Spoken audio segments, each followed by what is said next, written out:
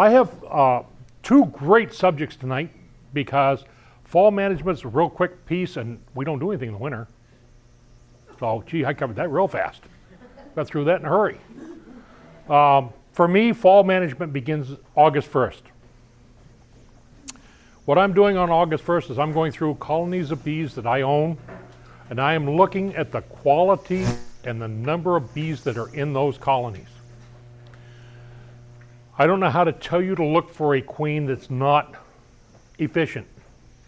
I look at colors of queens, and folks, if you can't find a queen, everything I tell you tonight is going to be a waste of time, because that's the hard part. I look for faded queens, queens that look older. I also look for spotty brood patterns, something that's not constant and consistent. And if I see that, the old girl's going. You pinch her head off, you throw her out in the bushes, and you say goodbye. You come back the next morning, you put a nice new young queen in there. Why do I do this in August? Why do I do it around the 1st of August? Primarily because new young queens raise really good new young bees. New young bees will winter better than bees that are coming from a queen who's on her last legs. You get a fresh new queen in there, you have a whole lot better chance of getting those bees all the way through this cold, wonderful thing we have up here called winter, which still existed this morning. That's why I look at August. Also, I will tell you this, I'm somewhat of a frugal person. Queen prices after the middle of July drop.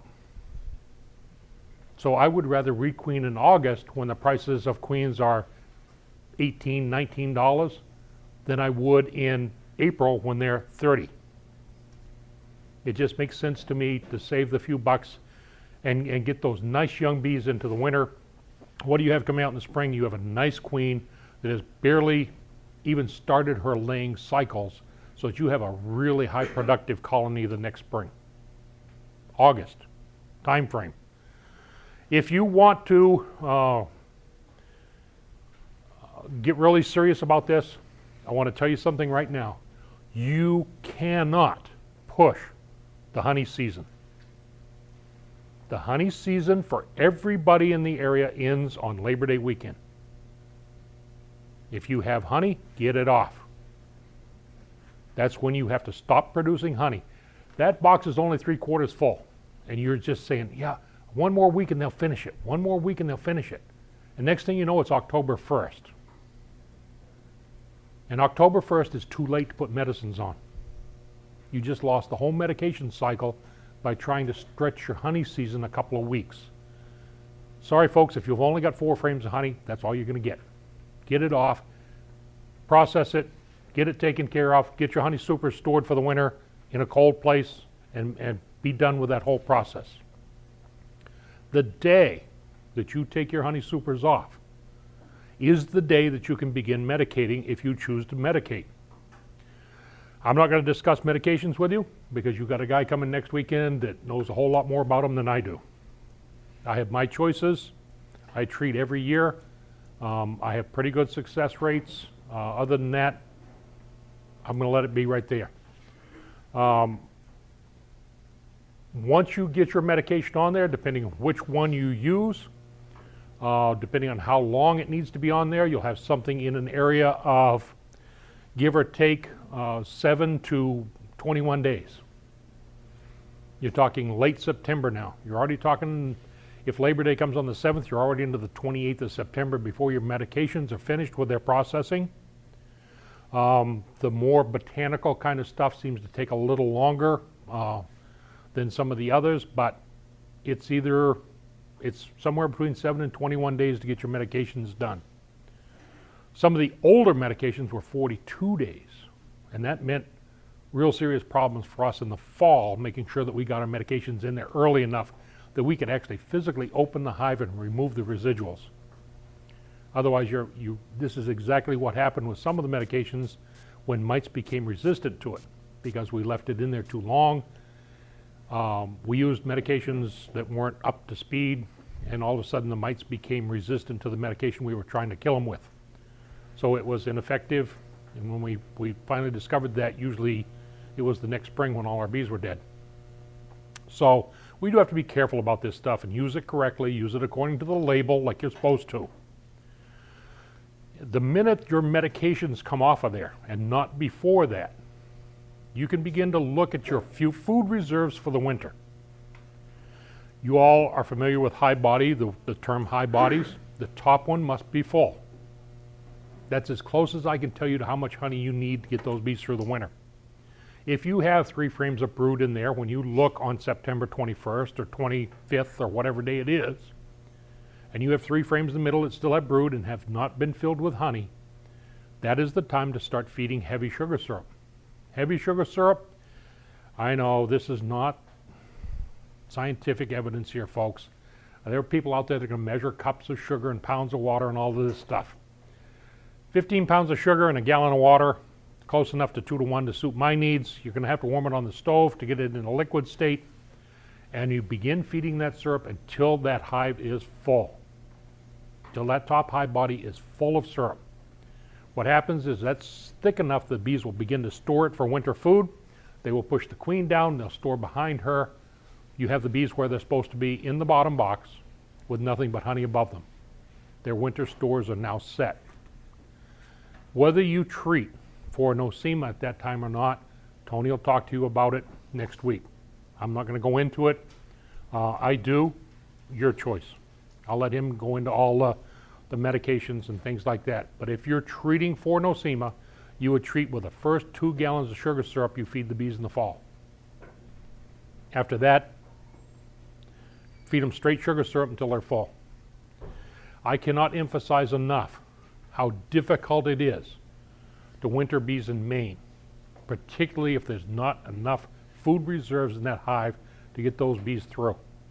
Remember, you can't run out there on January 14th when it's 15 degrees below zero and the winds are whistling along at about 30 miles an hour, pop the top off and put some more food in. You just cannot do that. So we need to make sure that the bees are ready to go into winter, usually by October, mid to late October. Now, I think one of the worst problems we have going on right now, and I think Jane alluded to it when she said study up on this stuff for next week, is that we have too long a fall. We treat our bees, we do well with them, we get them ready for winter, we get them, our fall management's all done, and then we got 6 weeks of brood rearing still going on.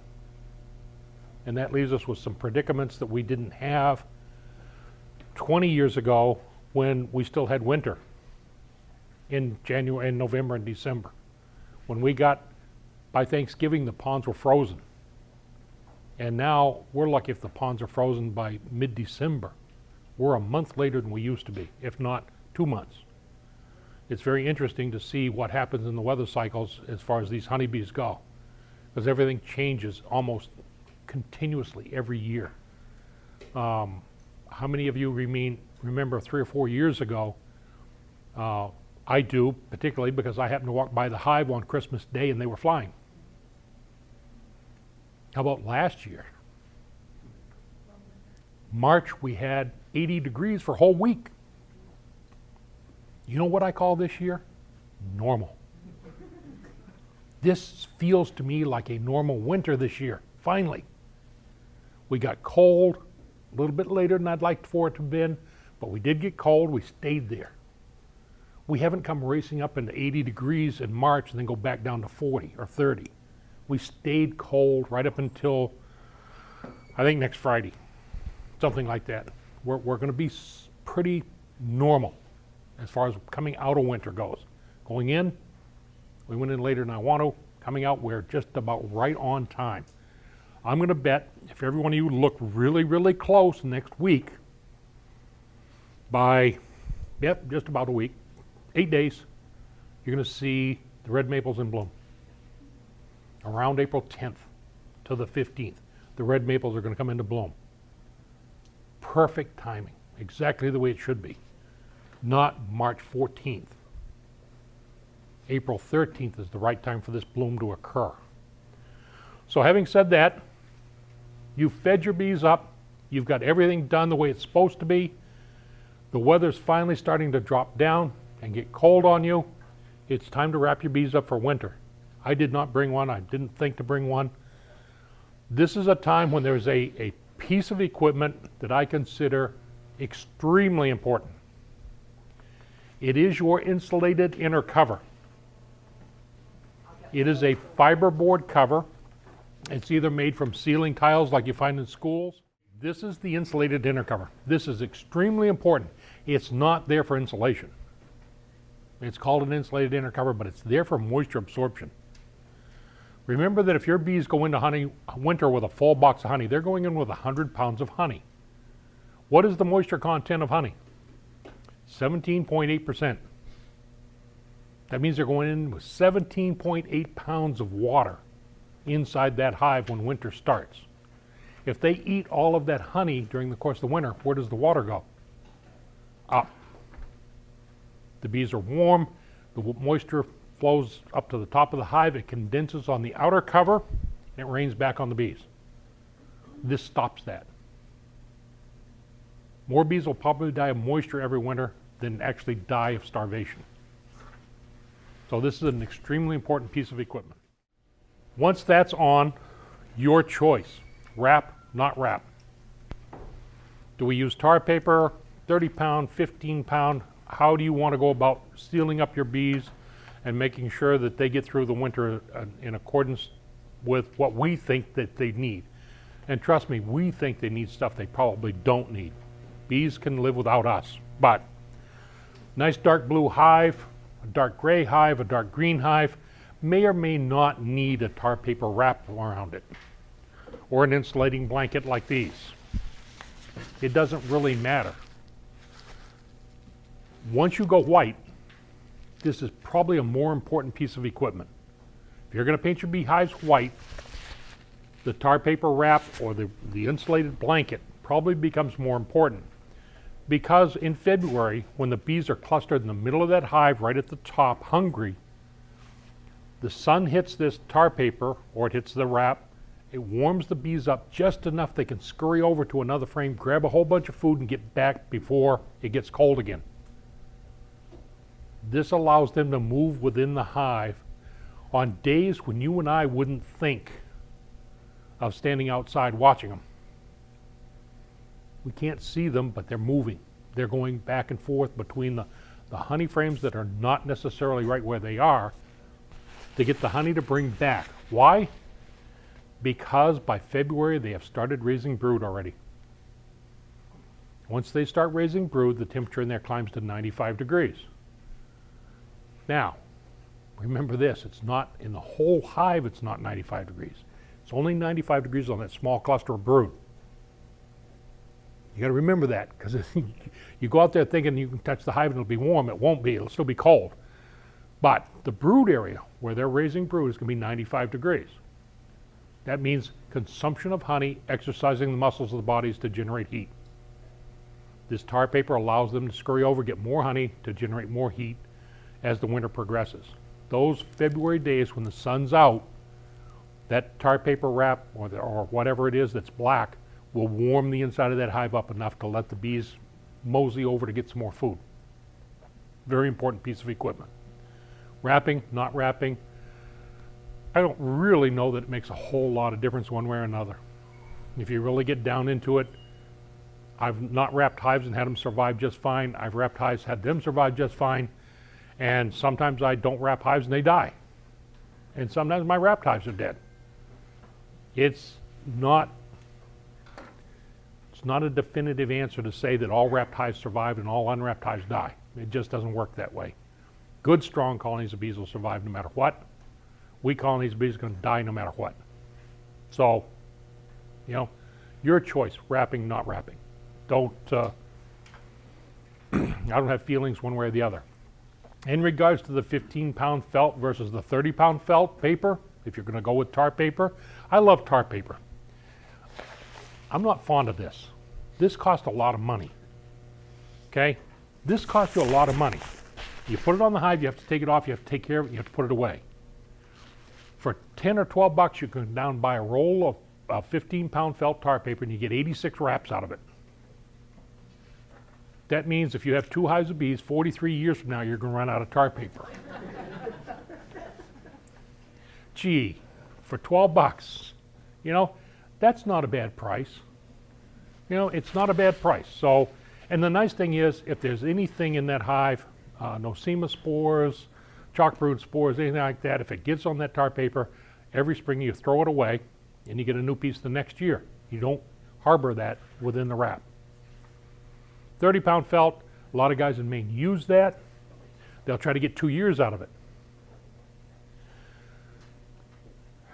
I don't know how many of you would spot foul brood in your first year's diseases. Let's just call it diseases. In your first years of beekeeping. It took me 10 years before I figured it out. But you take the tar paper off and you go store it somewhere. You better number every one of them so that you make sure it goes back on the same hive next year. Because if that hive was diseased and you had the disease in the tar paper, you stick it on a different hive, guess what? You just spread the disease to the other hive too. So let's be careful about that and make sure we don't do that. Okay, now, deep winter management begins on February 14th. Now, I got to back up here a minute. I'm sorry.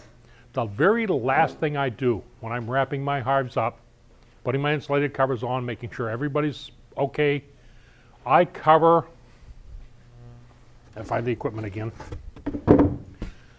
This is the front with a notch in it.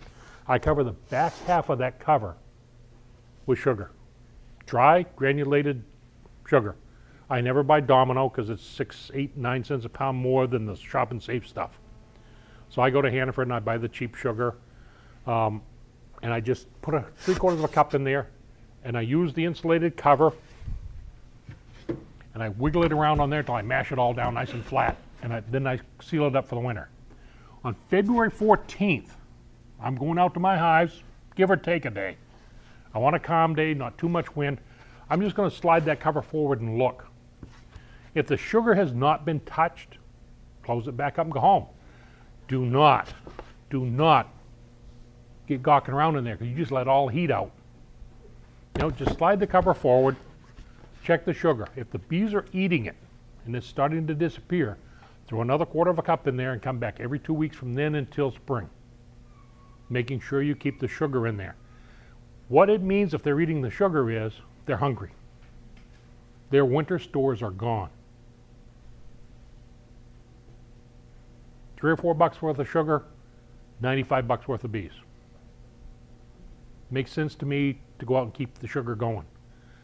Candy boards, if you have the time and the wherewithal and the you don't mind running up your either gas or electric bill on your kitchen stove, then by all means make candy boards. They're probably a better food for the bees than dry sugar. I run almost 100 colonies of bees. I'm not making 100 candy boards. I don't have time. I have too many other things in my life I want to do, including watching the Red Sox kick the Yankees' butt yesterday. Hey, all right. So I can't be bothered with going out and making candy boards all the time for my bees. So I just use the dry sugar. Candy boards are made by taking 5 pounds of sugar and a pint of water and heating them to 240 degrees. It'll form a nice soft candy. You pour that out on a board, you pour it out in a cookie sheet, break up chunks of it, throw it on the bees. They will eat the candy probably better than the dry sugar. If you have the time to make the candy boards or make, pieces of candy, that's fine. For 1 or 2 hives of bees, I see no problem with making candy up for them. For 100 hives of bees, I just don't have time to make that many candy boards. 5 or 6 hives of bees, I might be able to get away with it. 100, no, it's not going to happen. Other than that, you have just about covered all of the important things that you have to do for winter. If you want a really huge colony of bees come May 1st, I use all these funny little date things that I have in my mind, on the Ides of March. You give them pollen substitute. You know the A2 Brute?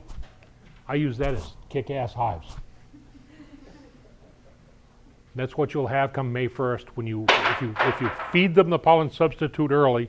That's what you'll come up with on May 1st is big, huge colonies of bees all ready to swarm. Normally about the time you get not the killing frost, but the first frost, any colony in your apiary that is under strength,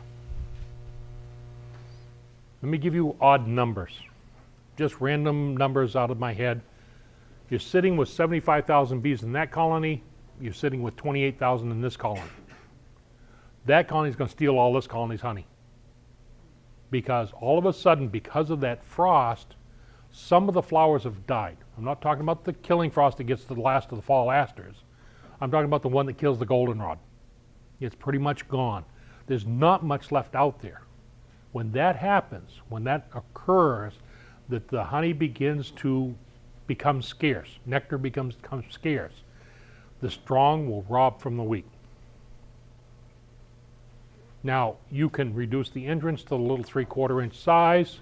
You can put a screen in there. You can close 2/3 of the, whatever you want to do to stop this robbing process. But be aware, if you have a really strong colony and a really not so strong colony, the big guys are going to take over. They're going to try to rob out the little one. Also, at that point in time of the year, usually you have this wonderful thing going on that's known as wasp and hornet pre-nesting season. They're all out there trying to find carbohydrates to fatten up on, because wasp and hornets are true hibernators. They're out there trying to find carbohydrates to fatten up on so they can go burrow under a log in the forest floor and hibernate all winter. Well, guess what carbohydrates are? Honey. They would love to sneak into the beehive and steal a little bit of honey so that they can go burrow in the forest floor and hibernate healthy. Watch your front entrances. The minute you start seeing these wasp and hornets and bumblebees too start showing up trying to get in and steal food, close your entrance down. One thing I did not cover, normally the minute your medications come off, you better have either your mouse guard or your entrance reducer put in place. You know, and I know, 2-3 weeks into September, that frost is imminent. It's going to happen any day. The minute that frost really hits, the mice are looking for a warm place to sleep. They crawl in the front entrance, they run up in the back corner of the hive, and they sit there and quiver and shake, thinking the bees are going to get them. And the bees now have formed winter cluster. They've already started to cluster up. They break out of that cluster, but the mice are still hiding in the corner. Then you put your entrance reducer in, guess what? He's trapped inside. And come spring, you've got this huge mouse nest down there with all these little babies walking around all over the place in there, just raising the dickens with everything. So it's probably best to get your entrance reducer in earlier rather than later, or get your mouse guards on. I've gotten pretty fond of metal mouse guards. They're relatively inexpensive, they go on very, very fast, and no mouse has chewed through a metal mouse guard that I know of. Yep. When you take the honey off in the last part of summer, you go into winter with just 2 deeps? Yes, I do. Covered? Yes, I you do. don't have a super at all? Nope. So if you were using mediums, you'd have 3 mediums? 3 mediums. Yep. The winter hive, for me, consists of either 2 deeps or 3 mediums.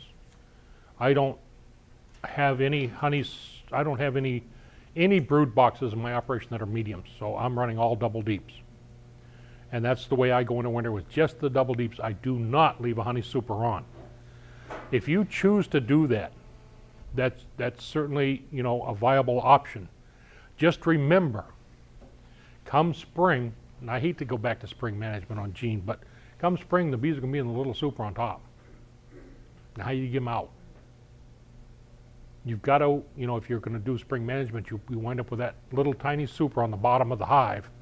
And you got to figure out some way to get it out of there before the end of the summer and get it back up on top. It kind of messes with management. If you're running mediums, it doesn't matter. You know, you leave an extra medium on there, fine. You put it on the bottom, you take the one on the bottom off, and it becomes honey super. No big deal. If you're running deeps, it makes a difference if you leave a shallower or medium box on top, because now you've got to try to clear it in the spring. And it means some serious manipulation of the hives to get the bees out of that honey super and get them into the brood boxes where they belong. No, 8 frame, everything's got to have another box. Okay, that answers my question. Yeah. So you put 4. 3 and 4. Okay. Yeah. The reason for that is the volume that's inside. Right, that's what, If you have 9 pounds of honey in each one of your deep frames, and you take 2 away or 4 away from 2 boxes, where are you going to get that 36 pounds of honey? You've got to put it in another box, which means you actually have, you know, the extra box on top. Okay. Is what you're going to have to get the volume up there that you need. You want to pull the staples out first. You don't want to just rip it off because then you're going to tear it all up. But if you use the 15-pound felt, you know, you get twice as much as you would with a 30-pound roll. So why not just throw it away and get, you know, just use the same price difference. If you try to save a 30-pound felt for a year versus throwing the 15 pounds away every year. When I say that, it needs to be 6 feet 2 inches long and split down the middle. That's how you do tar paper. You cut the pieces 6 feet 2 inches long because it's just under 6 feet going around the hive. That gives you an overlap of about 3 or 4 inches. You put 4 staples in the front because you want that surface nice and flat and smooth on the front because that's where you really want to absorb all that heat. You come around the back side, you put 1 in there, you put 1 in here. When you overlap the 3 sides, you put 3 in, you're all done. It's not like you have to put 473 staples in there like I did when I first started. Because you know what? In April, you got to pull 473 staples out of the boxes. So that's one of the things. I've learned that you need 4 on the front, 1 in each corner. As you come around that side, you put 1 there, you put 1 on the back side. When you wrap the papers, overlap them, you put 3 down. The paper will be there all winter. Now, basically, you're cutting off the ability of the bee to exit. No, I'm not. Because if you cut it exactly in the middle, you'll find out it sits on the bottom board and it comes right up here to the outer cover. You're only covering 18 inches because tar paper is 36 inches wide. So you're covering 18 inches, which means from this board, that's 9.5, that's 9.5. You're gonna have an inch below the top. If you set that right across the front of the bottom board. So regardless of how many deeps you have, you're only going up 18 Pull it up. from the base. Yeah, pull it up if you want to. Put it right underneath the outer cover. You don't even have to take the outer cover off. If you run 3 deeps, then just slide it up to where it touches the top, because the top's what's important, not the bottom. Because the bees are all going to move up in the winter. If you're running 3 8-frame deeps or 4 8-frame deeps, slide the tar paper up until it only covers the top ones. Don't worry about the bottom ones. Yes. In our book, there was this diagram, a picture about a ventilation. Mm-hmm. Do you do that? Where he slides the, Outer cover all the way forward. yeah, an eighth, Yep. he gives it an eighth space for You slide it all the way forward, so this hole that's in here, I gotta turn around, make it right for you, Pete. That matchup right there is the winter breather hole. When you slide the outer cover all the way forward, you have a little, you can almost get your fingers under there. It's that much. And that will provide winter ventilation for the bees. There's also a 3/8-inch stick that goes across here. He did it in the, or this diagram shows it in between the 2 Ds. No. No, don't do that. No. No. You can do that. You can do that in Florida if you want to, but don't do it in Maine. No. Yeah. No, there's nothing in the middle. Yep. You want those bees to be able to cross that space very quickly and get up onto the honey that's in the top box. As soon as winter comes in, by December, they're up in the top box.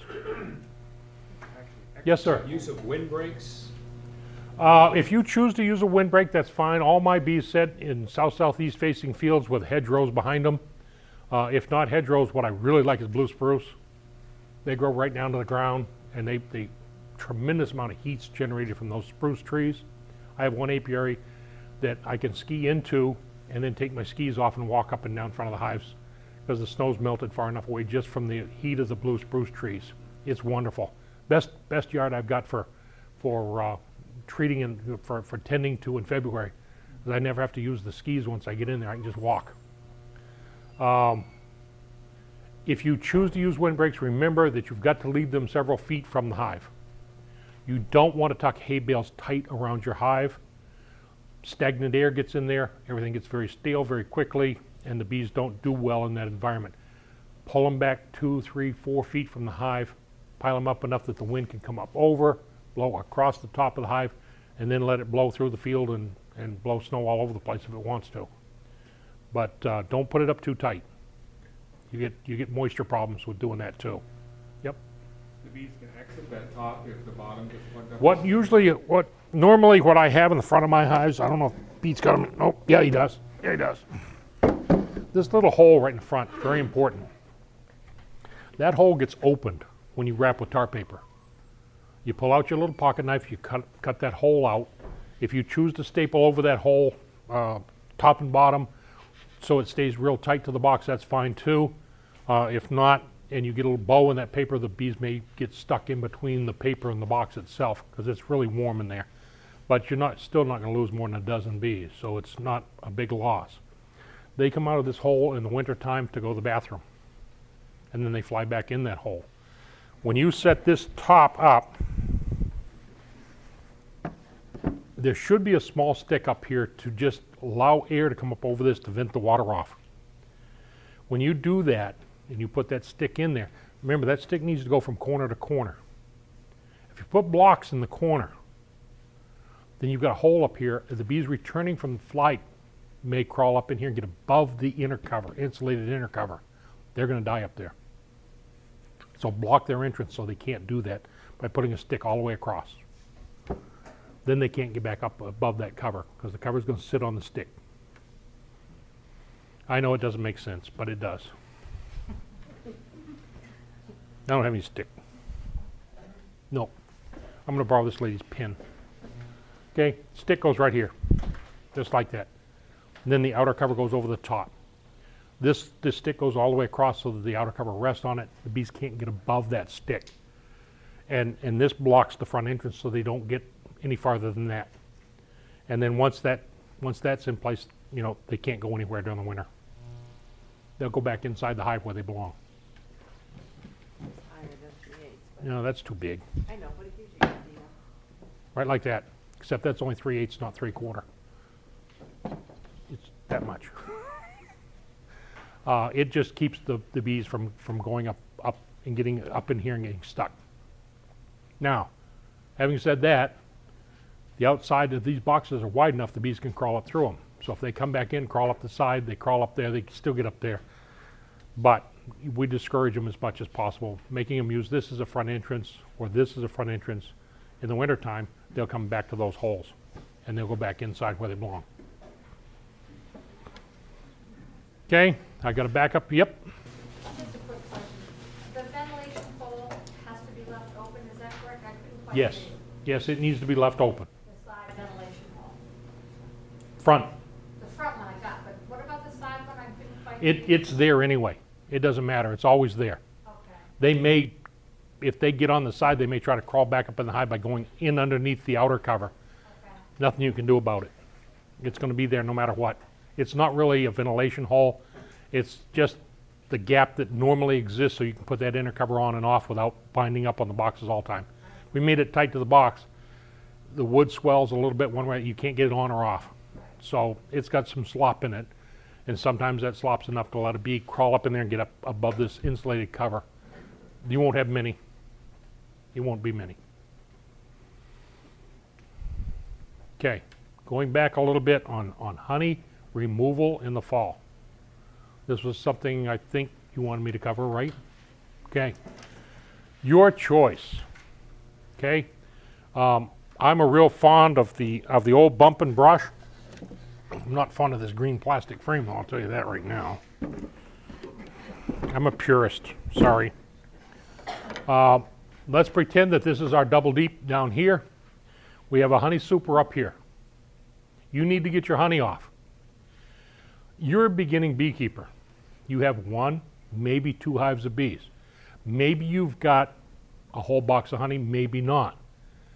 Do you really want to go out and invest $300 in a bee blower to get those bees off of there? You've got $20 worth of honey in there. Fume boards. They are a repellent board. I know there's one here because I saw it earlier. Yep, threw the stuff on the floor, Pete. I just threw the other one on the floor too. Honey harvesters come in a multitude of aromas.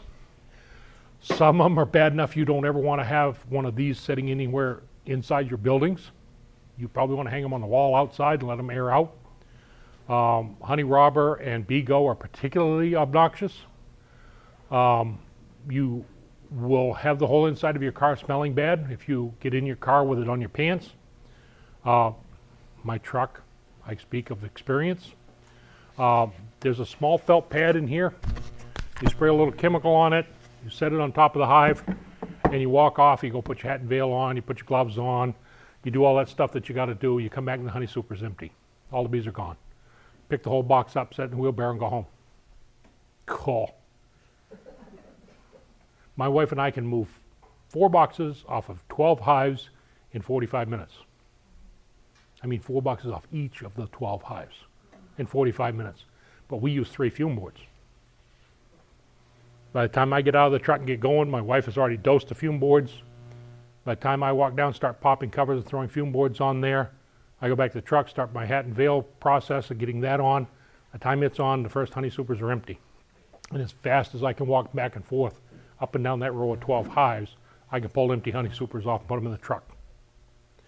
I'd love this thing, but you're looking at 25 bucks for your 20 pounds of honey. You just cost yourself another $1.50 a pound just by buying one of these things. I love them.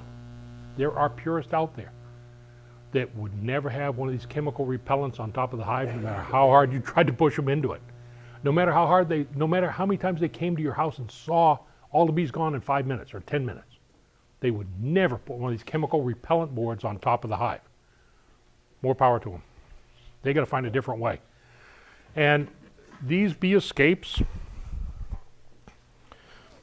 don't care whether you get a triangular bee escape like this one, or you get the little plastic porter bee escapes, they don't work. I'll be honest with you, they don't work. This is $12, $13. Okay? You wasted $12 or $13 because this doesn't work. Just plain and simple. You put it on the hive with the screen down. Bees are supposed to crawl through these holes, out through the screen notches on the other side, and go join their sisters down below and get out of the honey super overnight. The only way that's going to happen is if it's 18 degrees. They're not going to leave if it's 52 or 54 or 60 degrees out. And what do we get Labor Day weekend? 60 degrees. So you know where they're sitting? Sitting on the honey. And they're waiting for tomorrow. And they're going to wait for next Tuesday. They're going to wait for next Thursday. And they're still going to be sitting on the honey because they're not going to leave all that food. They're going to wait for you to get tired of it, pull this thing off, and then they're going to run down and drag all that honey down real quick down below. They don't like these things. They don't use them. And the only way they work is if you have cold nights. So I've got one if you want to buy it. How much? About 15 bucks. They don't work. I know. But you can buy one if you want one. It's a nice subject to have here to talk about. Bump and brush. Probably for most of you, this is the simplest, easiest way to get your honey off the hive. What you do, you take your honey super off. Smoke your bees, go about your normal examination, take the entire honey super off and set it on your outer cover on the ground. You pick each frame up out of that honey super, you take it back to the hive and you shake it just as hard as you can. Knock all the bees off. Where will they go? Remember folks, they're nurse bees. They don't want you. They don't even like you. All they want to do is go back with their babies. So most of the bees are in there from just shaking. A couple of good shakes, they're gone. Then you grab a clump of goldenrod. Love goldenrod, so cute. And you just brush the rest of the bees off and you take this and hide it from the bees. When you get the box empty, you shake the box out, take it, walk over to your wheelbarrow, put all your frames back into it, brushing again the 4 or 5 bees you're going to find on it, and put a towel over it so the bees can't go get back at it again, and you'll be fine. That's the cheapest, easiest way for a hobbyist beekeeper to get their honey off. It really is. To do the fume boards, you're into 25 bucks. You want to do bee escapes, you are just letting the bees keep the honey for another year. You eventually are going to have to pull that bee escape off of there and let the bees go about their business. The other thing about that is if there is a leak, if you forgot to push that lid down really tight on top of that honey super, and there's a way for a bee to get in there, they're going to steal every bit of that honey down before morning. All 20 pounds that you thought you had now is down below. And you have a dry super up here. Thank you for feeding the bees for winter. That's what's going to happen. Whatever you do, however you decide to do it, again, I want to go back to saying that I'm more inclined to, well, now I'm using all fume boards now, but in my day of bumping and brushing, I thought it was a good way as any to do it. I've never been into all that obnoxious racket from a bee blower out in the yard. You know, that's supposed to be, to me, this is a very pristine and very quiet little sport that I get into, and I just don't see any reason to have 125 or 130 mile an hour winds blowing my bees all over the place. If you do blow bees with a leaf blower, and you can do that, when you get your honey super set, please point it either straight out from the hive or tip it upwards. Whatever you do, do not point it down towards the ground and blow the bees out. You're driving the bees in the ground at 120 miles an hour. Those little racks that they have that you set the frame, the hive on and blow the bees out, man, you're just killing bees like crazy. You're banging them into that steel slide that's underneath there before they go down to the ground. You get all done, you go back and look, you've got, 800, 900 dead bees on the ground. That's not the way to go.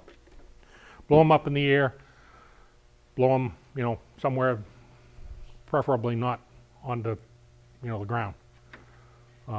If you blow them up in the air, they'll turn around, fly back, and go wherever they want to go. I find that time-wise, I think it takes as long to blow bees out of a honey super as it does to use a fume board. I think it takes just as long, because you have to get down in all these nooks and crannies on the ends here too, and make sure that there's no bees hiding on the box ends. Once you get your honey off, get it processed as fast as you can possibly process it, and get it in the pail. And get a pail that has a good solid seal on it. Preferably one of those food grade pails with a rubber ring around it. Why? The minute you take the honey away from the bees, it begins to deteriorate. Not significantly, but you can't take as good a care of it as the bees do. So if you pull that honey off and you take it in and you set it on the wet garage floor, you're introducing moisture. If you take that honey and you put it in the cellar, you're introducing moisture. You're beginning to take away from that. The longer you leave that honey sitting there, the more moisture it's going to begin to absorb. At some point in time, it's going to go above 18.6. Then you've got fermentation, and you won't get drunk on it. You'll just get sick. It's not mead, it's just fermented honey. At that point in time, you can't feed it back to the bees, you can't do anything with it, you just lost whatever was there. Process your honey almost as fast as you can get it into the house. If you don't, at least keep it warm and dry. Inside a plastic bag is fine. They've got big garbage bags now. You can set a whole deep pie body in full of honey, and you could set it on the shed floor where it's nice and warm, and let it stay that way for a few days before you begin processing it. But I like to tell my hobbyists at home, when they come to my class, rent the extractor, take it home, set it up, go get your honey and bring it in and extract it. Then bring the extractor back. I think that's the right way to go about it. You're set up to extract immediately upon pulling the honey off. You have a limited amount of time from the time that you take it till it's actually in a pail and sealed up, where it's safe from any contaminants. Okay? What else? Anything else? Any more questions?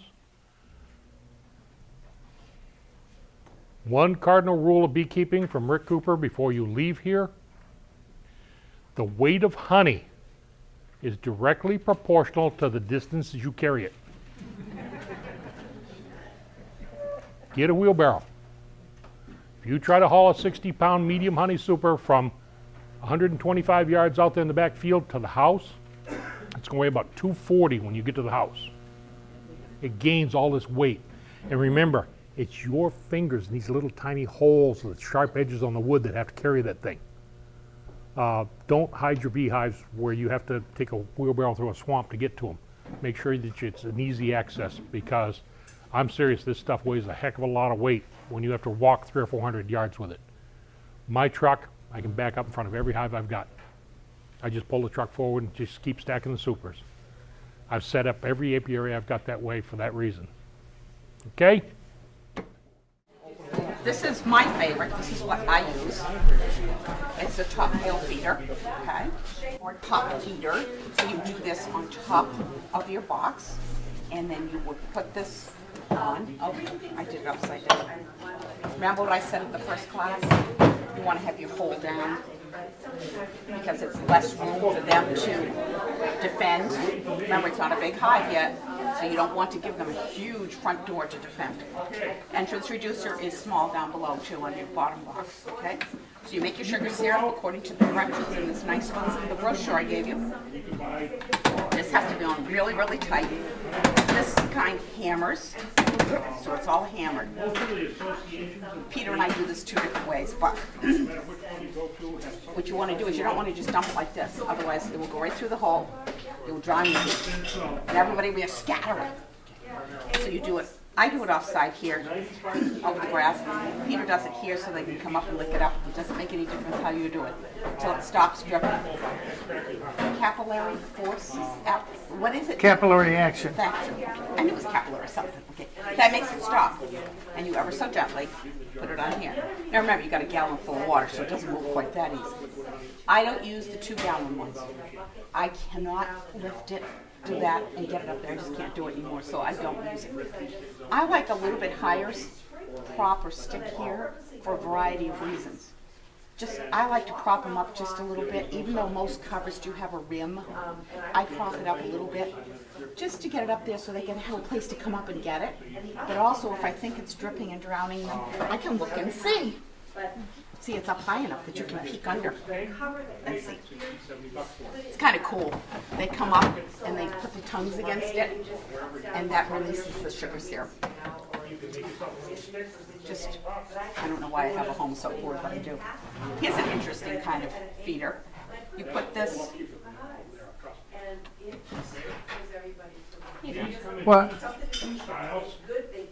Doesn't it go on the hive like that? Yeah, but to fill it up, it's got to be the way you had it on the table. That's a candy board. You know what I thought it was? If you all go to Lincoln Senate's, you'll see his top covers all have a hole in them, and they have a bottle on top of sugar syrup. I think he uses high fructose corn syrup, actually. The stuff that all of us are trying to avoid. Read about high fructose corn syrup. It's 55%. That's why they give it the word high. Read up on that before you buy it and use it. Don't use it. There's some big cons versus the pros. Just like there are cons for us with eating too much high fructose corn syrup. It's all GMO. Huh? It's all GMO. Well, that too. And right now, I don't think that we can really avoid too much of the GMO thing with the sugar and the way people are growing stuff. But I would assume that for us, the high fructose corn syrup is just as bad for the bees. This is fun. This is this is a candy board as well. And all it really is a medication rim with, and I have two of these thingies. This is the size you should use for the screening, but I use this just to show you how it is. I just stapled it on. It would go from here to here. You would cover the whole thing. And lots of staples. Well, 1, 2, 3, 4, 5, 6. Anyway, a bunch of staples. You want to close it. Using this size hardware cloth. Then you can line it with, this is the tissue paper that comes off of the beeswax foundation sheets, or any tissue paper, or even newspaper, a sheet of newspaper. make your sugar candy according to the recipe. You pour it in here, and if you want to put a pollen patty in it, you can put a pollen patty in it too. I would put it off to one side like this though. Everything hardens, and it hardens around your pollen patty too. Yeah, it is cool. So to give it to the bees, this isn't staying in because I drilled this and I didn't have the right size drill head and Dick was asleep. So, when it's all hardened and everything, you take it out to your hive, turn it upside down so the candy is facing down. Just like this one would be, the candy would be facing down. This is really old. So when you do that, then, because this is bigger, your bees come up through it. And they will eat the tissue paper or the newspaper to get through to it. So that's a candy board. So you just dumped the sugar mixture Yeah, it's a sugar candy and it mixture. won't pour through with that paper? Okay. It's very So you're sticky, talking slurry. like winter feeding I'm, right now? This is all we're talking about is winter feeding right now. Yeah, I'm sorry. Yes, because it's sugar candy. So as you're pouring it, it's setting up, just like a peanut brittle sort of candy. In fact, that's what it reminds me of when I start to pour it, is peanut brittle. I usually use just a cookie sheet. I have I spray a little pan on the cookie sheet. I put a piece of wax paper on it, and then I do my sugar candy, and then I lay it out, and I let it set up, and I take the like this and just crack it, and I get pieces like this. That's true sugar candy. And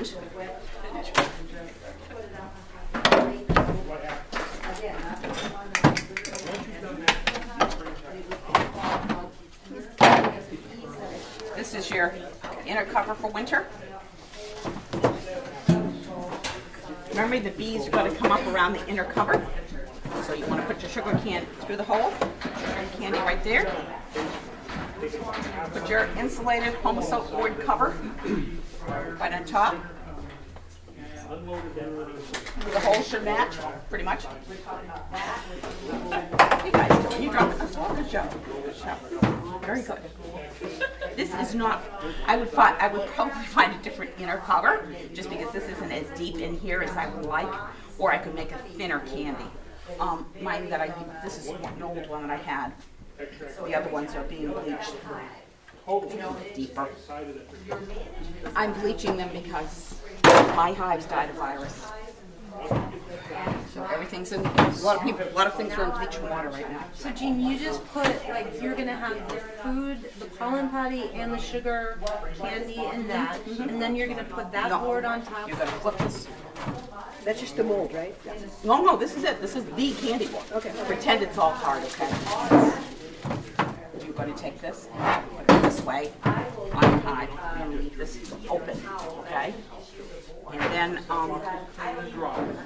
help me, Ron. What? Help me. I put the inner cover back on and everything, right?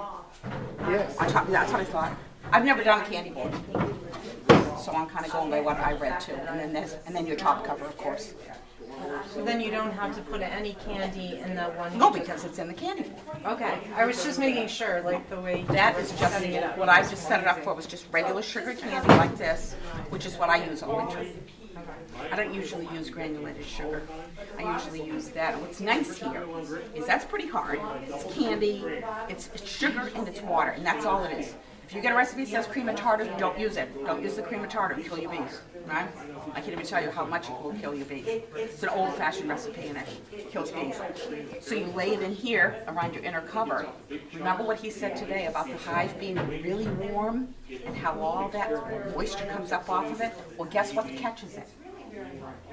You saw the board that's up front, it has like blacks. That's from moisture. So you put it here, so when your bees come up to eat the little bit of candy, they get a little bit of moisture here that will help them to digest it. It's pretty cool when you think about it. We never used these until very, very recently. Last 15 years. Seriously, people just didn't do this kind of feeding until the last 15 years. Is it because when it hardens, it's embedded in the wire that it won't drop down on the frames? Yes, exactly. Flip that upside down? Yeah, and it won't. It just doesn't do it. It sticks right up there and they come and take it out. Pretty cool. This is another medication rib. you will read in what we gave you about the mountain camp method. Jane's first summer is how she got the one very small hive through the winter. She had a really small hive, it was only one deep. She got it through the winter using mountain camp method.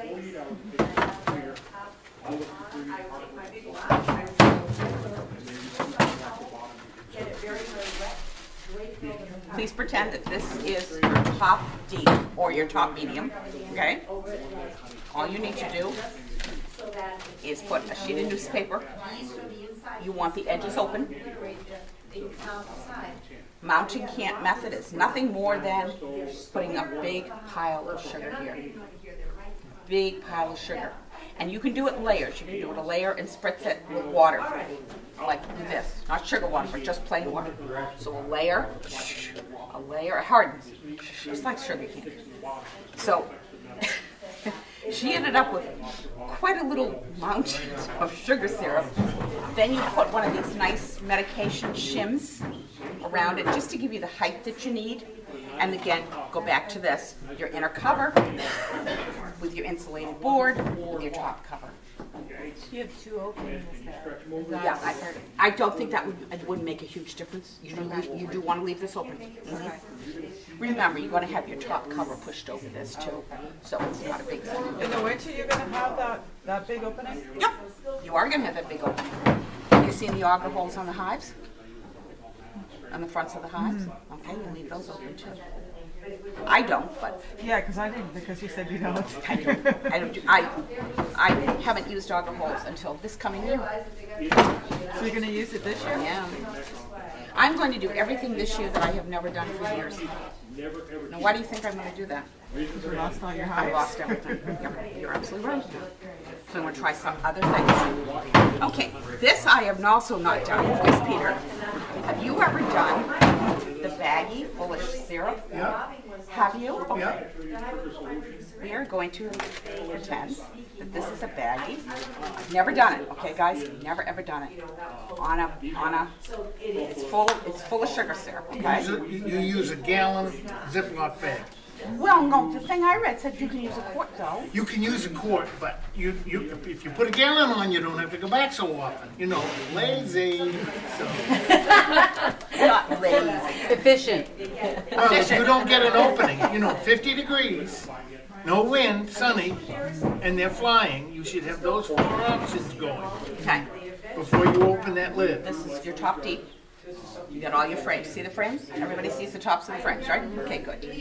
You fill this with your sugar syrup. It's a gallon, like he said.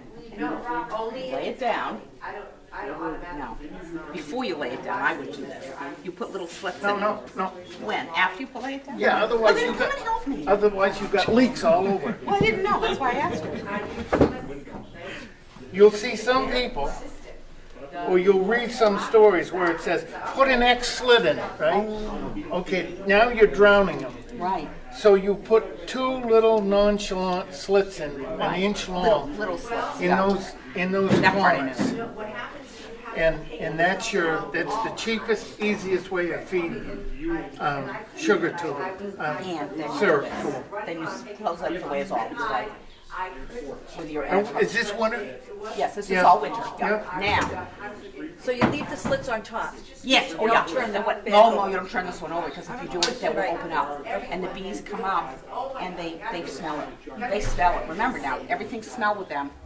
So they smell it right away, and they start coming up and they start licking it. Now, Gene, I have a question. Is Yes. that a 2-to-1 mixture, or is it 1 it can be either one. If for winter, it's 2-to-1. 2-to-1? For spring and summer, early summer, it's 1-to-1. Always, always, always. No change in that ever, ever. Anybody tells you that, they're wrong. That's pretty stupid. However, in the spring, if you're trying to feed fumagillin to your bees, or even in the fall, and they won't take it from there, or they won't take it from one of these kinds of feeders, this is an option to feed fumagillin because it's right inside the hive. It's already oozing. And Tony Jazek told me that we could do it. You can do it that way too, and you can do it either in the fall or in the spring. Particularly if you suspect nosema over the winter, if you see a lot of fecal stuff and all of that, and it's March, April. Feed them some fumagillin early on and put it in this way because it's right there. And he said, and it's smaller. You'd have to figure out what the dimensions are for the fumigillum, for the gallons, or the quart. Maybe I can figure that out this week. I didn't stop to think about that today. The other thing I wanted to show folks was there's a variety of different kinds of feeders. This and this and this and this. And then there's this one, which is goes on the top. It's a top-high feeder. This was made to the dimensions by a well-known beekeeper in our area called Dick Duncan. And this is Dick's idea, but you can see that this screen is on wood. So when you put your sugar syrup in, the screen floats up. The bees come up from the bottom through here, and they come up. No, of course not. Anyway, trust me, they come up through the bottom because it's open. See? And they crawl up and over. The only thing I suggested we do is put some of this screening down here on either side. Tack it up here and tack it on the bottom so the bees have some place to hold on to with their feet. Otherwise, they may slip and slide on this. And because this thing floats up, they can crawl out on top of it and drink through this teeny weeny mesh and not drown. Often that's my complaint. I have several complaints about top feeders, and that's one of them, is the bees tend to drown in them. So I manage a couple of hives for somebody, and he got one of these, and I told him he should get one. And this doesn't leak through.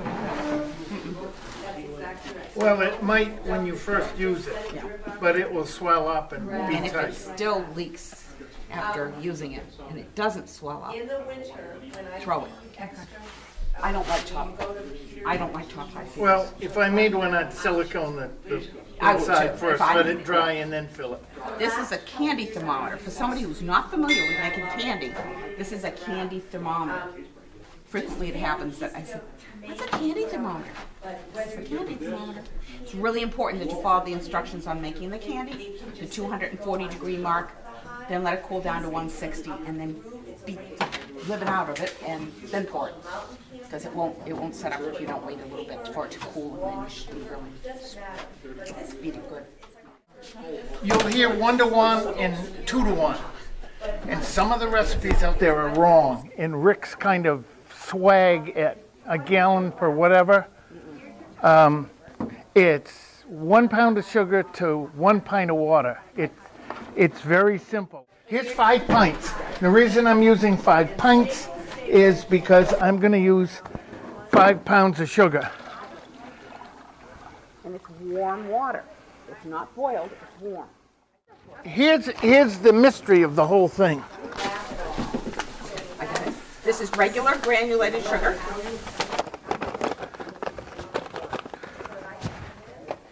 Now this is very mysterious what happens here. Actually, it's magic, isn't it? Here comes Shamu again. Okay?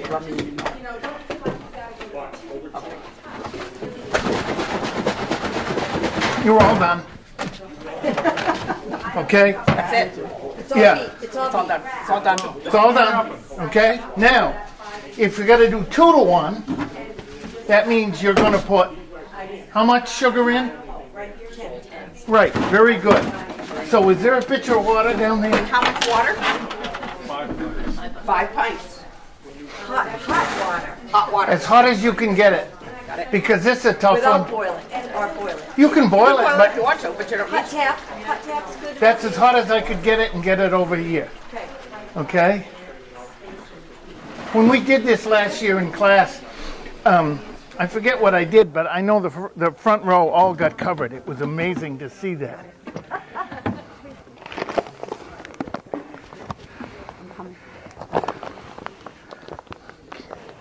There we go. And remember, it doesn't have to be totally decrystallized. A few crystals are okay.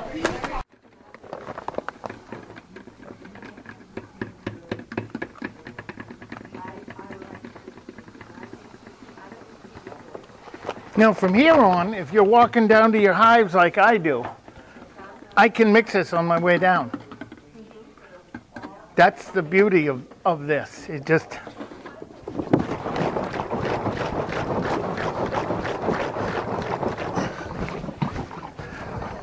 I just checked to see the sugar's gone off the bottom. I'm all done. You go read the recipes in the book. You know, you have to get Merlin in, you have to bless the kitchen, and, you know, get special sugar, and I didn't tell them that. it's crazy. It's that simple. Number one, in the fall and the spring. Fall come, I'm thinking, end of September, October, the bees are getting bored. There's not a lot out there, and they're looking for stuff to do, and that's when they get into trouble. They go visit the neighbors, they just get into trouble. And so, so the idea of giving them pollen substitute was really popular for me. I like the idea. You can make your own with soy flour and brewer's yeast and a little bit of sugar, or you can buy it already pre-made. But the key is the way you feed it. They will often tell you to just put it in a 5-gallon bucket, and that's the only reason I'm talking about it, because they will drown. If you take, it's potent, it really's got a strong smell.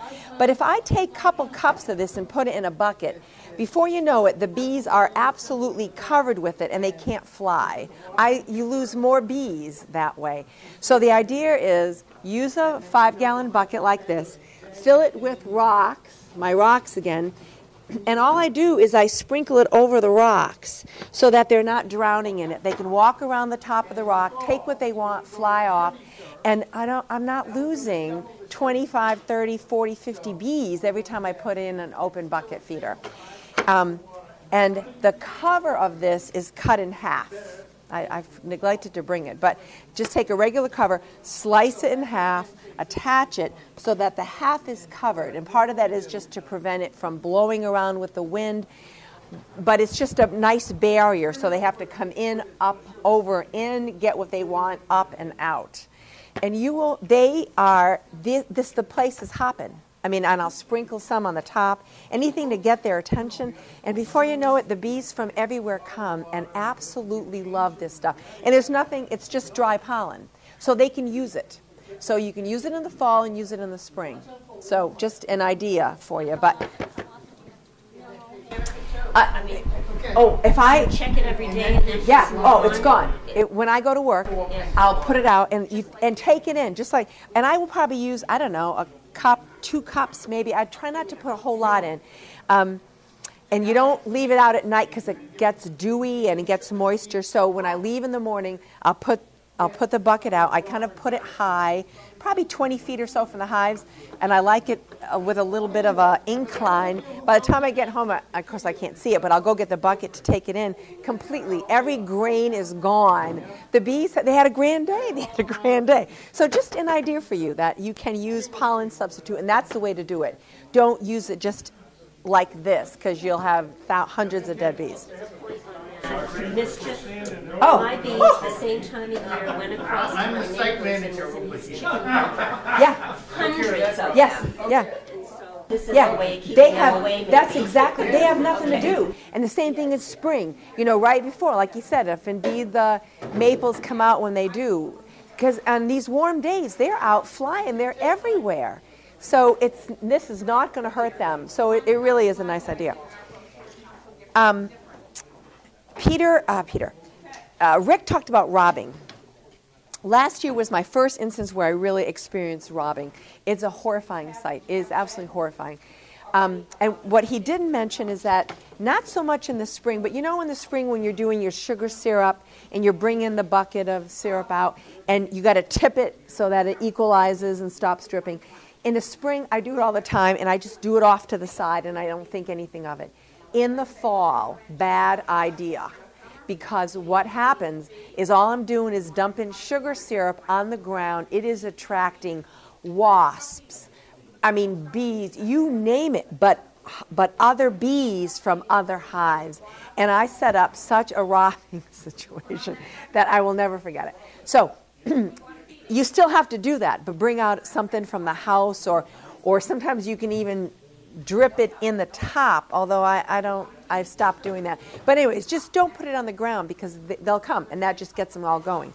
So Bethany Opie, a member of the club, read somewhere on the internet where you can make these robbing screens.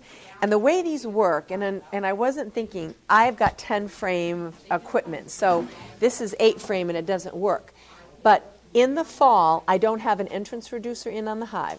So this is wide open. If there's robbing going on, then I'm probably going to end up putting something that, at least to start, reducing the entrance.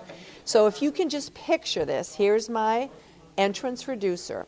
The way this works is that I am so directionally challenged with this. So I might set it up something like this. Now you can imagine this is sitting on top, right? And here's the screen. So what this does is, because the robbers, the best way to describe what you see is the bees all come to the front of the hive, and it looks like they're waiting to land, like you see at an airport. And it's a funny movement, because they kind of do this in the air, and they're like jockeying, watching when they can make their break to come into the hive. It's not like the regular bees when they're out foraging. They go out and they come in, and they go out and they come in. You see that activity in and out. Robbing, that is not what's happened. You got a whole bunch of bees all in front of a hive, and they're all trying to get in, but you see this kind of little bit of action going on. That should be your thought, that something's going on.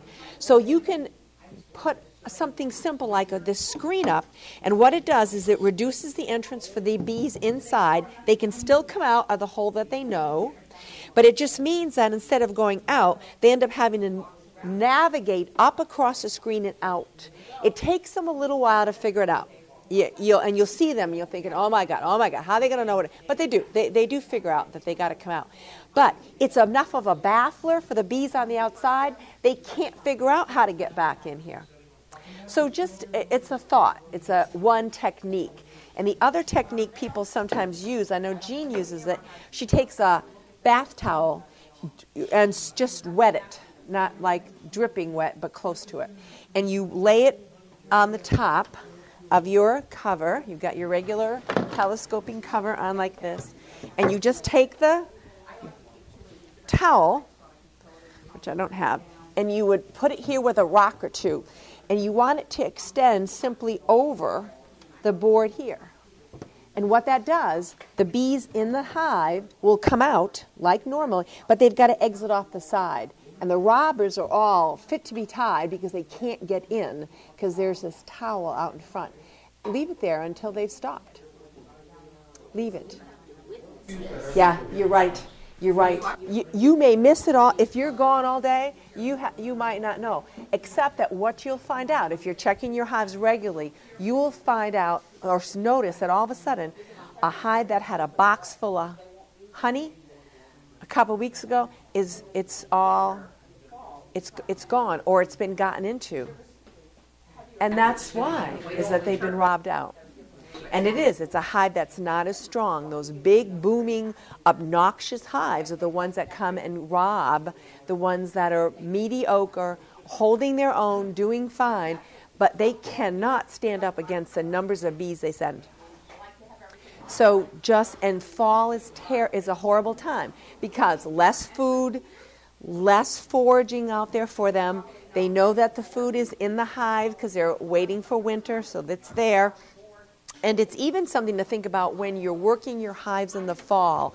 My technique is altogether different in the fall than in the spring. I mean, in the spring, on a warm day when I'm working my hives, my hives is open. I'm not worried about anything.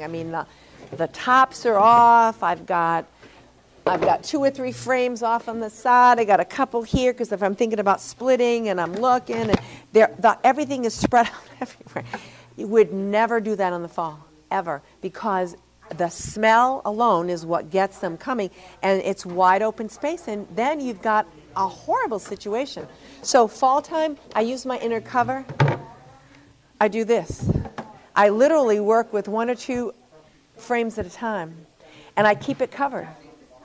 And you don't have to use it. You can use something that you drape over or whatever, but I will tell you that they come from everywhere. I don't know where they come from, but they come. So sheet. You can do a sheet, but just as long as you can, you don't want it to get in your way. But it's just more, again, in the spring I'm not thinking about it but in the fall you absolutely have to be cognizant of that. So just make note of that. I brought this along. This is sometimes called a medication rim because it used to be that we put medication on it. Not so much now because of some of the products that are out there don't have a setup like this. But I think the Indiana group use this, and it's wonderful. I use them all the time. I don't always have them screened like this. But comes winter, if you're going to use sugar candy, or even like another way to add, it's called a mountain camp method, and it's a sheet of newspaper cut to fit just inside here. You don't want to fit the edges, you don't want to hit the edges at all. Take a sheet of newspaper and you take a half a 5-pound bag of sugar, and it's a mountain. You just pour it on the top and you're done. I mean, they will come up and eat off that. So that's one method. But this screen is a great way to hold the food up off the frames.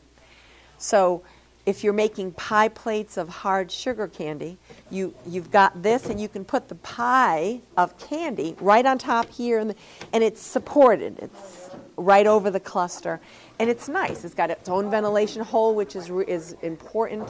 And then comes winter when you're checking, I mean, it's all there. You can just do a quick peek through the hole, or you lift up, or whatever. But again, just another method. Don't have to. They do. They come right through. They just come right up through. But again, this is holding that pie plate of sugar, and it's nice. It doesn't get all messy, because that's what I will find, that in some of my hives I use the medication rim on all of them, but I don't always have the hardware cloth on it.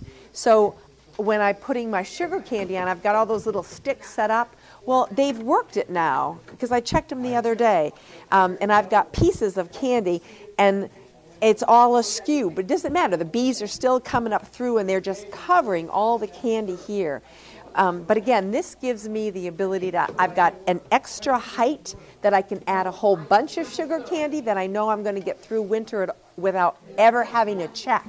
If I don't use that, then my space is really limited. I mean, there's no space there for me. So the 1.5 inch rise is huge, so I can put that extra food there. So, alrighty. So wraps. This is the club orders these. You can order them. I can't remember how much they cost, but they come in these big, big, wide rolls. This is cut in half. It's about 18 inches, and it's cut for the whole idea of just insulating. You can do the same thing with that's why I started to cut my tar paper. And so all really that you're doing is I start at the front, and you want it to just simply rest on the top here.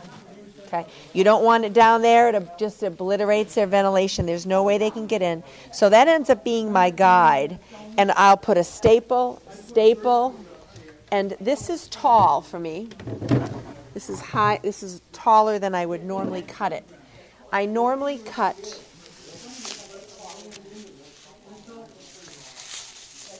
so it's just below, because when as I'm working through the winter or come spring, I don't want to have to take the staples out that I've stapled in here.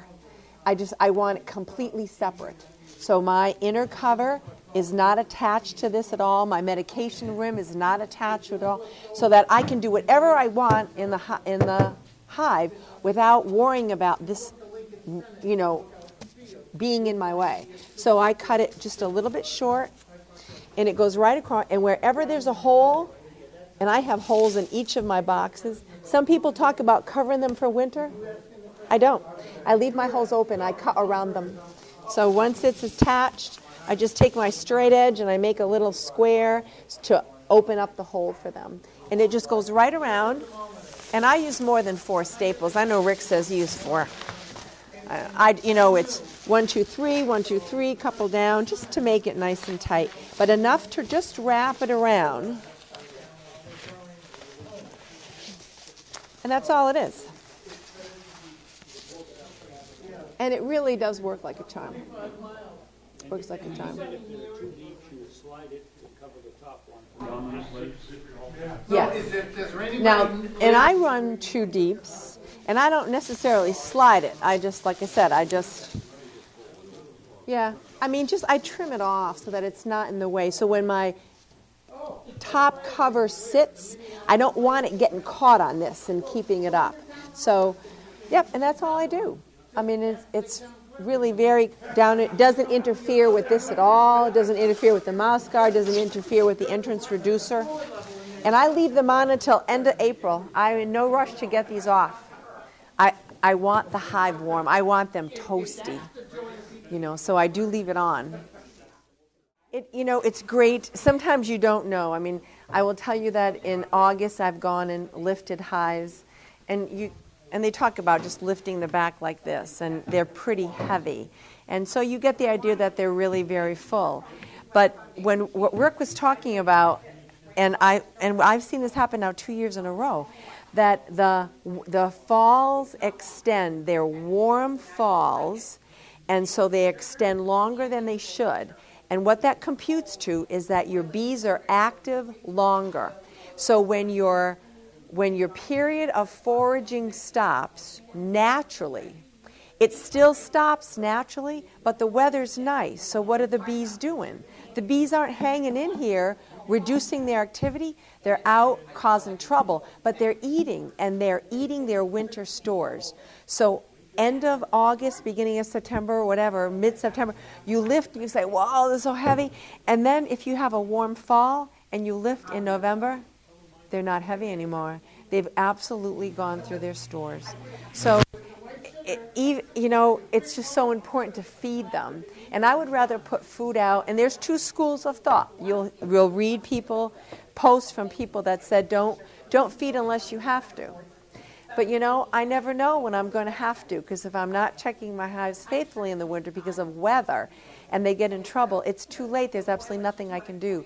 So my approach always has been to give them food. I don't have to necessarily fill my medication room with 10 pounds of sugar, but I'm going to have something there for them in the event that I've missed it, they've gone through their stores, and there's not going to be enough food for them comes February. This probably now is the most critical time. The next 4 weeks for bees, and it makes no sense to me, but I will tell you that more hives will die now. Yeah. Because of starvation. People will think, oh, it's great, the maple trees are coming. Doesn't matter. There's absolutely nothing in the box. There's nothing in the box. And I've already seen, I've checked each of my hives, and everybody is up top. I mean, everybody that's there is there. And that tells me that they have gone through what they have. So they'll be fine. They'll get through until I start using the sugar syrup. But Everything I talked about. Oh, I don't know when. Probably usually end of April. I mean, when I start to think about when I'm going to use Fumagellin. All right. We have gotten our honey supers off. We have them at the house, and we need to process our honey and take good care of it. So we have tools. You can go out and you can buy a $70, $80 uncapping tank, and you can find something to put it up on so that you can get it where it needs to be. Or you can go get yourself a cheap old $5 bucket from somewhere, and you can get yourself a little stick and put it on top. You can make up a screen that goes in it for an uncapping tank, and you've got maybe $6 tied up. Whole lots of difference between 70 and 80 and $6. Uncapping knives come in a variety of shapes and sizes. Well, not shapes. Come in a variety of sizes and functionalities. This happens to be an electric one. There are also cold knives that need to be warmed in hot water, which basically means you have to have a pan of hot water over there boiling on a burner somewhere while you keep sticking these knives in and out, taking them out to uncap your honey with. Cold knives, you should have 3. They're about $37 a piece. This is $125. Don't care. You're going to pay the same price. You can't keep one knife hot. So you got to have 2 or 3 of them to make it worth, the process of heating them up. These are thermostatically controlled, all of them. Whether it's one that has a thermostat right here, this is called a master uncapping knife, or the Speed King, which has a thermostat that's inside the blade. They're all thermostatically controlled. Once you plug this thing in, and it's clean, this one's not, but if it was clean, you plug it in and you let it warm up for 5 to 10 minutes. Because this knife, when it heats up, it's going to superheat. It's going to get really hot. And then the thermostat's going to kick in and bring it down to the temperature that it's supposed to be at. You start uncapping honey, and you get this knife all wet and sticky with honey, and you unplug it because you're done with what you need to do. Now you go in the house, you have a cup of coffee, and you still have 12 frames left to uncap. So you come back out and plug the knife in. Super hot, covered with honey, it's black. It burns. Everything burns on this knife. Once it burns on here, you're going to get that taste in your honey, the burnt honey taste. So, do your club members a favor if you borrow the club extracting equipment. If they've got an electric knife in there, put it on and leave it on until you're done. Even if you go in the house, you can set it on the screen, lean it up next to the pail, and let it run. It may melt some wax, okay? That's fine. The wax will go in the bottom. It'll solidify. It'll float up on the honey that's down there. You haven't lost anything. Just make sure that the blade doesn't touch the metal pail or the plastic pail, because it will melt plastic down the bottom too. And you're good to go. Somebody told me cutting board works really well if you lay your knife up on the side. You can set it around the cutting board and it won't burn through. If you lay it flat, it'll burn the cutting board. Whichever way you want to go. I don't really care. I like setting it in the cappings pail, let the stuff drip off into the bottom of the bucket. That's the way I've always done it. It works just fine for me. These knives are offset for a reason. It's the way we work with them. It sets on top of the screw that's in there just to hold it in place. And the frame is tilted slightly forward and the knife is moved down across it. Okay? That will take off most of the cappings. If you choose to saw, you can do that. If you choose to just push it through, you can do that. Just the purpose of this thing is to get the caps off the honey. And once they're off, should you have little divots in this, like in the first year Supers with 10 frames in them, they have a tendency to have these little wavy lines in them, where the bees made the other frame next to it a little deeper, this one a little shallower. The knife didn't cut everything. So you have an uncapping fork. It's a really cool tool. You just scratch those cappings loose. Now you can put it in the extractor. Okay? Once it's in here, you've got to remember that this only takes out one side at a time. This does not extract both sides. So you only want a very slow turn for just a few turns. And then you want to let it go. You want to let it do its thing. It's going to spin through. Now this particular one has a locked handle on it, so you've got to keep your hands out of the way. If you really try to crank it really, really fast and your hand slips off, you can get bruised knuckles. So just be careful with this thing. Once you've gotten that part done, you take your frames out and you turn them around and put them back in again. Now normally, if this was a first year brand new, very, very brand new, I might again later and not spin them too hard. But if that's been used for a couple of years now you can crank it as much as you want to crank it, as hard as you want to go.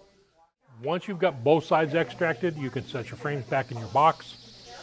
And when the box is completely empty, you can take it out and stand it up on the end outside and let the bees finish cleaning it up and drying it up for you.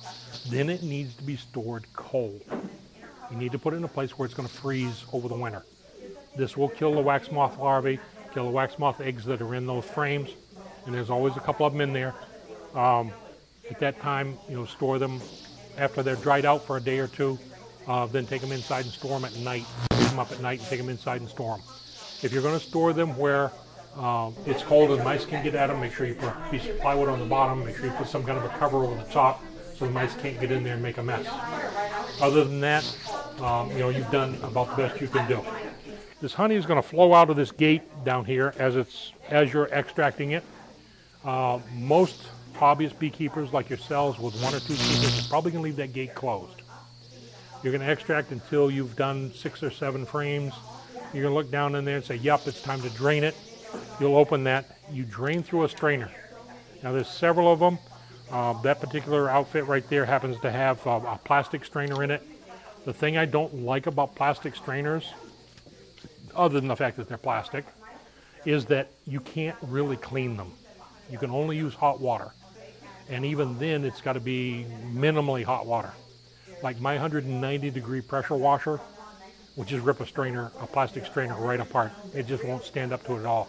This one, I can lay it on the ground, and I can chase it around with a hose for 10 or 15 minutes until I get it clean. I can run that 190-degree water through this thing, set this one upside down and blow all the stuff out from the inside, and then go strain some more honey with it. Once this is set on your storage bucket, which you will probably have to provide, as opposed to the cappings bucket, which may come with you, the storage bucket you will have to provide because you're going to keep it. The honey goes through the strainer into the storage bucket. Preferably, you have a gate on the storage bucket, like that one there is. It's called a honey gate. It's just as similar to this. After 48 hours of that honey sitting in that bucket, you are now ready to bottle.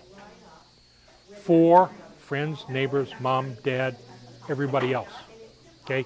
Because all that honey on the bottom is the clear stuff. Nothing in it. It's all the stuff floated to the top. You're getting the really clear, pretty honey into jars for people to give out to people, to sell to them, to give to them, whatever. When you start seeing that creamy little liquid start coming out, get your jar under there, because you're going to get the good stuff. Because that's where all the bits and pieces of wax and propolis and pollen and all the really good stuff that make honey really great is. It's in that white film that's on the top. So you want that in your jar, so you get the really good stuff. And they think they're getting really good stuff because they got the really clear, pretty stuff, but they didn't. You got it. You need to sterilize the jars before you put the honey in them? If you're going to buy honey jars, or you're buying a brand new case of pints or quarts, no, you do not. Turn them over, fill them up, you're good to go. Do check the rims to make sure there's no broken glass on the rims, nobody's dented the jars. Particularly if you get a case of jars home that has a dent in the side of it, look really close to make sure there's no cracks or breaks in the glass anywhere. So if you had a supply of mason jars that you've been using forever, remember, wash them out good. The state requires that you put a 10% bleach solution in, 10% bleach, the rest water, 90% water, and rinse them thoroughly and then let them dry until, to sterilize them. With honey jars, I've never done that. The jars are actually boxed warm right off the presses that make the jars, so there's nothing that's going to bother them. And they're boxed upside down so that nothing can get into them, so I don't worry about them. I do check the rims on every jar to make sure that there's no nicks or cracks in them, and then we just fill them up and put the lids on them. Honey jars, no, the lids actually have a seal in them. Plastic lids, if you look really, that has the rubber seal underneath them, so you'll be fine. Oh, you have the rubber band?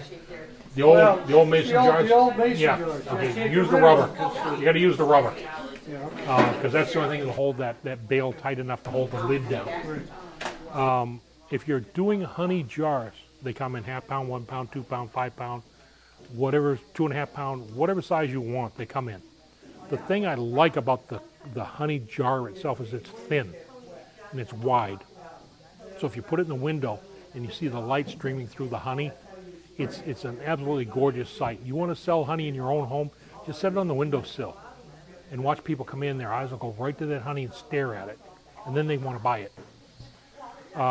It's just one of those things. Better Bee in New York has about a 75-foot row of honey against their shop walls with the lights behind it coming in from outside, the sunlight.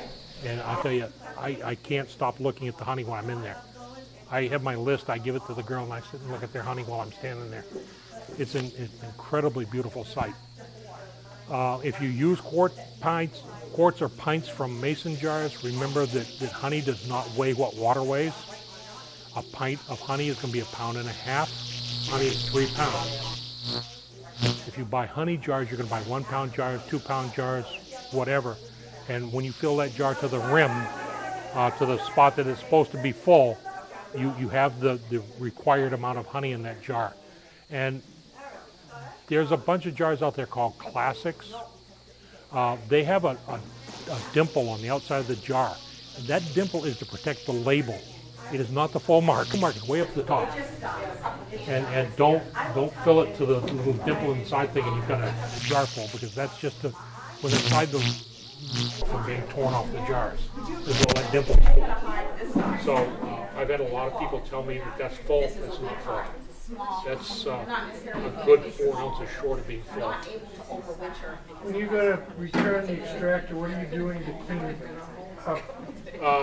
My customers do not clean the extractor. I insist that they bring it back dirty. Now for the club?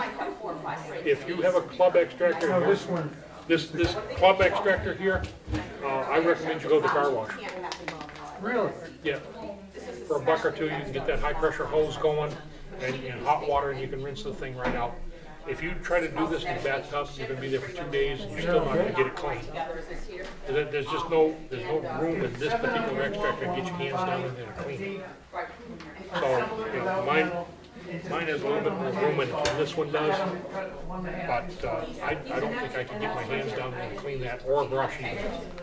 So I would go to the car wash. When you take it to the car wash and you use your high pressure hose, which is cold water or warm water. Normally there's a warm water wash on the car. So the first time you start And then off. you just basically flitz the hell out of it. Yeah, and don't use the soap cycle. The car wash. Don't use the soap. Just use the. Wouldn't, if you just left it open, wouldn't the bees clean it out? They won't get the wax out of there. They won't get the propose off. You need to wash that to get it off. Of course, my customers, they bring it back dirty. I lay it down the driveway. I grab my 1,500-pound pressure washer, and it's clean in about 35 or 40 seconds. It makes it easier for them, and then I also know that it's clean when my next customer gets it. Because they'll miss things. They'll miss a little bit of wax on the wires. Inside there, there's a wire cage, and there'll be bits and pieces of wax on that even if they try to clean it, they don't get it clean. And taking these things apart is not something you want to be doing. So do you process your wax cappings and everything? I do process my wax cappings when I get enough to process them, which is the end of the season for me. They are processed in a water bath. I have an old lobster pot that we don't cook lobsters in anymore. I put about that much water on the bottom of it. I have a turkey cooker that I have outside. I fill it full of wax. I keep filling it until it's melted and it's pretty close to being full. I picked up some stuff a number of years ago from Martin's, which looks like door screen, and it's nylon. And I usually put that around my buckets with an elastic. And the first drain out of this lobster pot is through that. Usually I run 3 buckets because they plug up very, very fast with this stuff coming out. There's a lot of residue and a lot of what we call slum gum. Stuff that's not really wax, it's just dirt. And by getting 3 buckets, I can get the pail empty, and I can get the next batch started while the pails are creating. A few snaps in the mulch pile, and that nylon's clean, I can start the next batch through and start over again. Once I've gotten all of the wax rendered at once, I put it all back in that pot again with water, bring it up to a boil, and then I run it through a sweatshirt, fuzzy side up. You run it through a what? Sweatshirt. A sweat, okay. Yep, sweatshirt, fuzzy side up, so that that'll get out about everything you need out of it. Anytime I'm straining wax into a pail, there's already water in that pail, this much. As the water from the processing goes in that pail too, it just adds to that, and the wax will all float to the top. You can get about a 25-pound block, maybe 30-pound block in a 5-gallon bucket with the water on the bottom. Let it set overnight until it hardens good. Cold nights are great for it, like right about now.